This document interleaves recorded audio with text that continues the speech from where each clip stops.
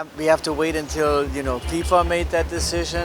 আমরা এখনো কিছু বলি নাই, ইয়েস তো বলি নাই।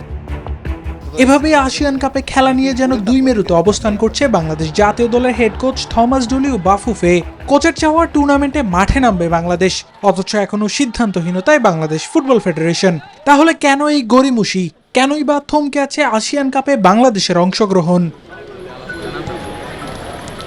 উত্তরটা অবশ্য দিয়েছে বাফুফের সহসভাপতি সাব্বির আহমেদ আরিফ। তার দাবি, বাফুফের নির্বাহী কমিটির সভা ছাড়া এ বিষয়ে কোনো চূড়ান্ত সিদ্ধান্ত নেবে না ফেডারেশন। না, এজেন্টের হিসেবটা কি না, আমরা যে কোনো সিদ্ধান্ত তো একটা ইসি মেম্বারদের সবাইকে নিয়েই নিতে হবে, সেটা আমরা ওয়েট করি।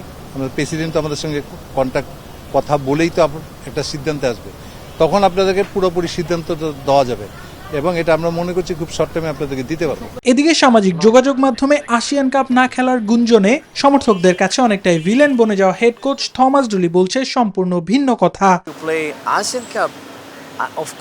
অবশ্যই আমি আসিয়ান কাপে খেলতে চাই, সেখানে সিঙ্গাপুর, মালয়েশিয়ার মতো বড় দেশগুলো খেলবে। যাদের সাথে খেললে ভুল হবে সেগুলি শুধরে নেওয়ার সুযোগ থাকবে ঘরের মাঠে সাব চ্যাম্পিয়নশিপ খেলার আগে, কারণ সমর্থকরা আমাদের খেলা দেখার জন্য অপেক্ষায় আছে।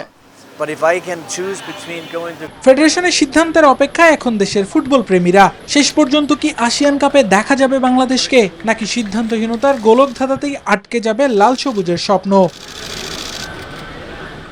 আবরার আল দাইয়া, নিউজ 24, ঢাকা।